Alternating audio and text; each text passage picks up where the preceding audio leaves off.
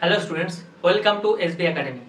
আজকে আমরা দেখব থার্ড সেমিস্টারে তোমাদের সিলেবাস, মানে অর্থাৎ কি কি তোমাদের পড়তে হবে। প্রথমে আমরা দেখে নেব যে তোমাদের টোটাল সিলেবাসকে প্রথমে কয়টি ভাগে ভাগ করা হয়েছে। তোমাদের এই থার্ড সেমিস্টারের সিলেবাসকে দুইটি পার্টে ভাগ করা হয়েছে, ইউনিট 1 এবং ইউনিট 2। ইউনিট 1 এর আন্ডারে 3টি অধ্যায় রাখা হয়েছে, আর ইউনিট 2 এর আন্ডারেও প্রধানত 3টি অধ্যায় রাখা হয়েছে, কিন্তু কিছু কিছু বইতে ওই 3টে অধ্যায়কে 2টি অধ্যায়ের আন্ডারেও রাখা হয়েছে। তো সবার প্রথমে দেখব যে ইউনিট 1 এর প্রথম অধ্যায়ে আমাদের কি পড়তে হবে। প্রথম অধ্যায়ের নাম হচ্ছে পর্যটকদের নজরে, অর্থাৎ যে সমস্ত ফরেন ট্রাভেলার্স, বিদেশি পর্যটকরা ভারতে এসেছিলেন, ভারতে আসার পরে ভারতের প্রশাসনিক ব্যবস্থা, সমাজ জীবন, এই সমস্ত দেখে তারা যে সমস্ত বিবরণ লিখে রেখে গেছেন ভারত সম্বন্ধে, সেগুলো আমাদের পড়তে হবে, জানতে হবে। তার কারণ তারা সাধারণত নিরপেক্ষভাবেই এগুলো লিখে রেখে গিয়েছেন, মানে কোনো রাজার প্রতি পক্ষপাতিত্ব তারা করে যাননি, সেই কারণে আমাদের এগুলো জানা প্রয়োজন। তো ভারতের সমাজ রাষ্ট্র ব্যবস্থা সম্পর্কে পর্যটকদের ভ্রমণ বৃত্তান্তে তাদের উপলব্ধি, এগুলো আমাদের পড়তে হবে। যেমন আল বিরুনির বিবরণ পড়তে হবে, তারপরে আল মাসুদির বিবরণ পড়তে হবে।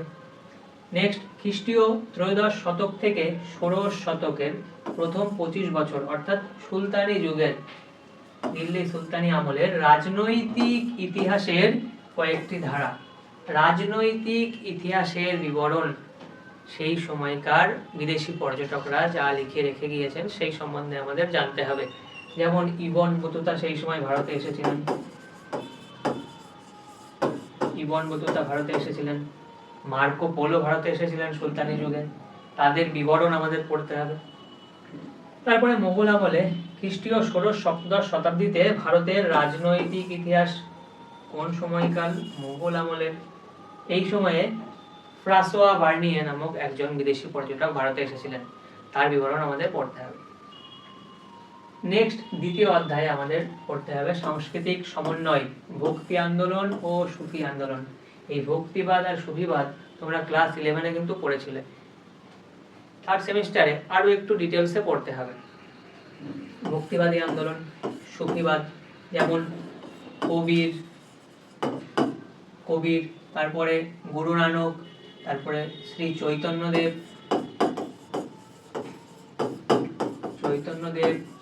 তারপরে মীরাবাই আছে, তো এনাদের সম্পর্কে জানতে হবে ইন ডিটেলসে। তারপরে সুফিজম সম্পর্কে জানতেই হবে, সুফিবাদ, খাজা মঈনুদ্দিন চিশতি, এই সমস্ত ব্যক্তিদের সম্পর্কেও জানতে হবে। তারপরে তৃতীয় অধ্যায় সাম্রাজ্যের রাজধানী, বিজয়নগর সাম্রাজ্য, বাহমনি সাম্রাজ্য ও বঙ্গদেশ। বিজয়নগর সাম্রাজ্য ও বাহমনি সাম্রাজ্য, এই সমস্ত সাম্রাজ্যের উৎপত্তি কিভাবে হয়, সাম্রাজ্য প্রতিষ্ঠা কারা করেন, এদের প্রশাসনিক ব্যবস্থা কেমন ছিল, সমাজ জীবন কেমন ছিল, অর্থনীতি কেমন ছিল, এদের ব্যবসা বাণিজ্য, তার পাশাপাশি সাম্রাজ্য কতটা বিস্তার লাভ করেছিল, এই সমস্ত কিছুই আমাদের জানতে হবে, এই দুটো সাম্রাজ্য সম্পর্কে ইন ডিটেলসে জানতে হবে। তারপরে বঙ্গদেশের ইলিয়াস শাহী বংশের, হুসেন শাহী বংশের ইতিহাস আমাদের পড়তে হবে ইন ডিটেলসে। নেক্সট, ইউনিট 2 এর প্রথম অধ্যায় থাকছে ঊনবিংশ ও বিংশ শতকে ঔপনিবেশিকতাবাদ ও সাম্রাজ্যবাদ, ভীষণ ইম্পর্টেন্ট। ঊনবিংশ ও বিংশ শতকের শুরুতে, তার আগে থেকেই ইউরোপের পর্যটক বা যারা সমুদ্র যাত্রা শুরু করেছিল, নতুন দেশ খোঁজা শুরু করেছিল সমুদ্র পথে, সেই সমস্ত পর্যটকরা যখন ভারতে বা অন্যান্য দেশে যায়, তারপরে তারা সেই সব দেশের সাথে তো ব্যবসা বাণিজ্য সূত্রে যাতায়াত করা শুরু করে বা ব্যবসা বাণিজ্য শুরু করে, কিন্তু পরবর্তীকালে ধীরে ধীরে ওই সমস্ত দেশে ওরা উপনিবেশ স্থাপন করতে শুরু করে, সেই সম্পর্কে জানতে হবে। যেমন এশিয়া ও নতুন বিশ্ব বলতে এশিয়া আর এই দক্ষিণ পূর্ব এশিয়ার যে নতুন নতুন দেশ ওরা আবিষ্কার করে, তো সেই দেশগুলোকেই নতুন বিশ্ব বলা হচ্ছে। সেই সমস্ত দেশের ওরা পরবর্তীকালে উপনিবেশ স্থাপন করেছিল, সেগুলো সম্পর্কে জানতে হবে।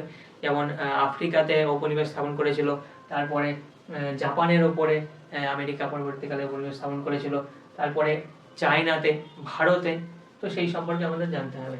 আর তারপরে সাম্রাজ্যবাদ ও ঔপনিবেশিকতাবাদের অর্থনৈতিক গতি, অর্থাৎ বাণিজ্যিক মূলধন থেকে শিল্প ও পুঁজিবাদের মূলধন। প্রথমে তো ওরা বাণিজ্য করতে এসেছিল, তারপরে ধীরে ধীরে বাণিজ্য প্রসার লাভ করে এবং ওরা ধীরে ধীরে রাজনৈতিক ক্ষমতাও দখল করতে শুরু করে এবং এই ব্যবসা বাণিজ্যিক সূত্রেই ওই সমস্ত দেশের ব্যবসা বাণিজ্যিক সূত্রে বা ব্যবসা বাণিজ্যের সাথে যুক্ত ছিল যে সমস্ত ব্যক্তি, তারা অনেক টাকা পয়সার মালিক হয়ে যাবে এবং পরবর্তীকালে শিল্প কারখানা তৈরি করে শিল্প বিপ্লব আনে। তো কিভাবে ওই বাণিজ্যিক মূলধন পরবর্তীকালে শিল্প ও পুঁজিবাদী মূলধনে পরিণত হয়, সেইগুলো আমাদের ইন ডিটেলসে পড়তে হবে। তারপরে উপনিবেশগুলির ওপর রাজনৈতিক ও অর্থনৈতিক আধিপত্য প্রতিষ্ঠা কিভাবে করে, রাজনৈতিক ক্ষমতা কিভাবে দখল করে, অর্থনৈতিক আধিপত্য, রাজস্ব আদায়, কিভাবে অর্থনৈতিক দিকগুলো ওরা সুন্দরভাবে ক্যাপচার করে নেয়, যেমন রাজস্ব আদায় থেকে শুরু করে তারপরে ধীরে ধীরে পরবর্তীকালে ভূমি রাজস্ব ব্যবস্থা চালু করে। তো এই সমস্ত জিনিস আমাদের পড়তে হবে। তারপরে বর্ণবাদ ও ঔপনিবেশিক সমাজে এর প্রভাব, যেমন আফ্রিকার মানুষের উপরে বর্ণবিদ্বেষী আচার-আচরণগুলো, তারপরে ভারতীয়দের উপরে চায়না, তো যেই সমস্ত ঔপনিবেশ স্থাপন ওরা করেছিল ইউরোপিয়ানরা, তো প্রত্যেকটা দেশেই এরকম এই বর্ণবাদ বিষয়টা কিন্তু ছিল। তো সেগুলো সম্পর্কে আমাদের ইন ডিটেলসে জানতে হবে। তারপরে সাম্রাজ্যবাদ, ঔপনিবেশবাদ ও নব্য সাম্রাজ্যবাদ সম্পর্কে ইন ডিটেলসে জানতে হবে। নেক্সট ইউনিট 2 এর আন্ডারে দ্বিতীয় চ্যাপ্টার, ঔপনিবেশিক নিয়ন্ত্রণ যন্ত্র। নিয়ন্ত্রণ যন্ত্র কি এখনই জানবো। ঔপনিবেশিক রাষ্ট্র হিসাবে ভারত, অর্থাৎ ভারত যখন ইংরেজ শাসনের আন্ডারে ছিল সেই সময়কার ভারতের অবস্থা, গতিবিধি, সমস্ত কিছু আমাদের পড়তে হবে। নেক্সট ঔপনিবেশিক শাসনের নিয়ন্ত্রণ যন্ত্র, অর্থাৎ ইংরেজদের বানানো আইন কানুন, চার্টার অ্যাক্ট, তারপরে ভারত শাসন আইন, তারপরে ভূমি রাজস্ব ব্যবস্থা নিয়ে আসে, ভারতের এক এক প্রান্তে এক এক রকম ভূমি রাজস্ব ব্যবস্থা চালু করে এরা, তো সেই সমস্ত সম্পর্কে আমাদের পড়তে হবে। তারপরে ঔপনিবেশ অর্থনীতির অধীনতা, অর্থাৎ ভারত বা অন্যান্য যে সমস্ত দেশ ইউরোপীয় শক্তির আন্ডারে ছিল, তো এই ঔপনিবেশ থেকে এরা কিভাবে সম্পদ নিয়ে যেত দেশে, অর্থাৎ ভারতে একটা ইম্পর্টেন্ট এই সম্পদ নির্গমনের উপরে একটা বই আছে দাদাভাই নওরোজির লেখা, সম্পদ বহির্গমন। তো এই সমস্ত বিষয় আমাদের ইন ডিটেলসে পড়তে হবে, জানতে হবে কিভাবে ইংরেজরা ভারত থেকে সম্পদ নিয়ে যেত। তো এই যে টোটাল একটা সিলেবাসের ওভারভিউ দেওয়া হলো, ক্লাসে আমরা ইন ডিটেলসে পড়বো। এই সিলেবাসের ওপরেই ক্লাস আসতে থাকবে ইউটিউব চ্যানেলে, তো তোমরা ইউটিউব চ্যানেলকে অবশ্যই সাবস্ক্রাইব করে নেবে ক্লাসগুলো দেখার জন্য। এর পরবর্তীতে যে ক্লাসগুলো আসবে, ক্লাসগুলো প্রথমত আমরা ইন ডিটেলসে ক্লাসে পড়ে নেবো, তার পাশাপাশি আমরা এমসিকিউ অ্যাটেম্প্ট করব। তার কারণ তোমরা জানো যে তোমাদের 40 নম্বরের শর্ট কোশ্চেন থাকবে।